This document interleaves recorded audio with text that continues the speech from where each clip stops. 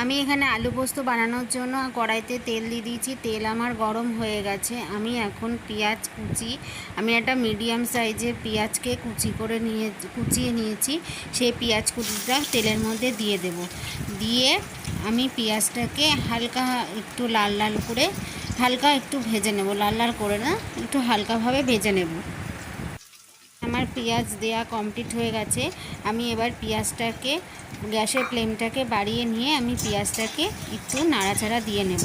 আর আমি যেভাবে আলু পোস্ত করছি তোমরা ট্রাই করো, আশা করি ভালো লাগবে। এবং রেসিপিটি ভালো লাগলে একটা লাইক এবং কমেন্ট করতে ভুলো না। আর আমি যেভাবে পেঁয়াজ কুচিটা কেটেছি তোমরা এইভাবে পেঁয়াজ কুচিটা কাটবে।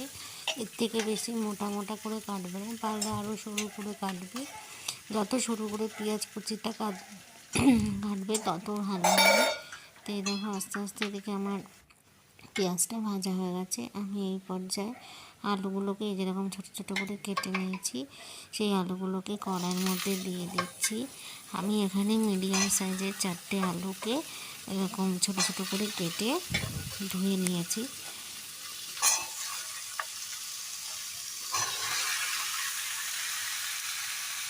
সব কটা আলু দেওয়া হয়ে গেল। আমি এবার আলু আর পেঁয়াজটাকে একটু নাড়াচাড়া দিয়ে নেব। তারপরে আমি এটার মধ্যে অ্যাড করব হচ্ছে 1 চামচ পরিমাণ লবণ। আমি এখানে ছোটো চামচের 1 চামচ লবণ দিচ্ছি, আর একদম ছোটো চামচের 1/2 চামচ হলুদ গুঁড়ো দিচ্ছি। এবার লবণ এবং হলুদ দিয়ে আলুটাকে খুব ভালোভাবে ভেজে নিতে হবে।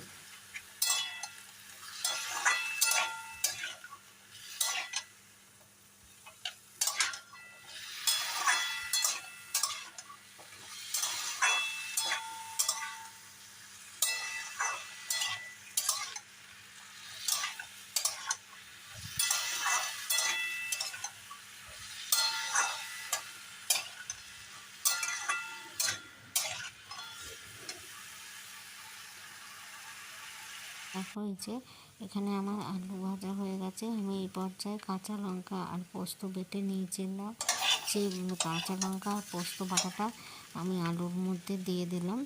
আর পোস্ত বাটার যে এক্সট্রা জল সেটাও আমি দিয়ে দেবো। দিয়ে আমি বাটি ধুয়ে আর একটু জল এতে অ্যাড করব। হ্যাঁ, যাই হোক, দিয়ে এবার এই যে খুব ভালোভাবে পোস্তর সাথে আলুটাকে কষিয়ে নেব, যাতে পোস্তটা ভালোভাবে আলুর সাথে মিশে যায়।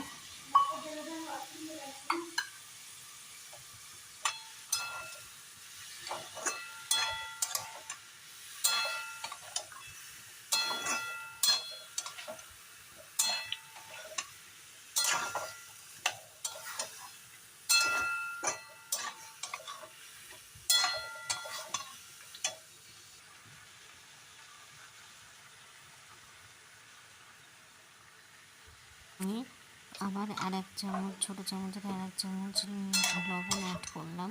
দিয়ে এবার ভালোভাবে আলুটাকে পোস্তর সাথে কষিয়ে নেব।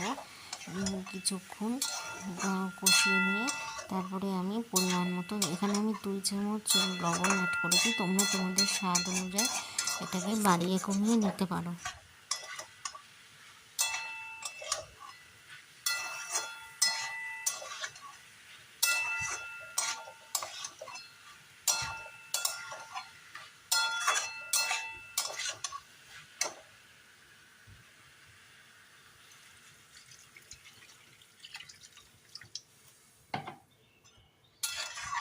এই যে এখানে আমার আলু পোস্তটা খুব ভালোভাবে কষানো হয়ে গেছিলো। তারপরে আমি পরিমাণ মতন এখানে জল দিয়ে দিয়েছি।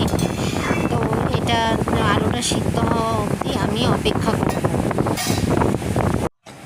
তো এই যে দেখো বন্ধুরা, এখানে আমার আলু পোস্ত হয়ে গেছে। আমি এরকম হালকা ড্রাই ড্রাই নামাবো। আর এই পর্যায়ে আমি সামান্য একটু চিনি আমি ছড়িয়ে দেব এবং দিয়ে আলুটাতে একটু ভালো নাড়াচাড়া দিয়ে আমি নামিয়ে ফেলবো। এই প্রসেসে বা এই পদ্ধতিতে তোমরা একবার ট্রাই করো এবং কমেন্টে জানিও কেমন লাগলো খেতে।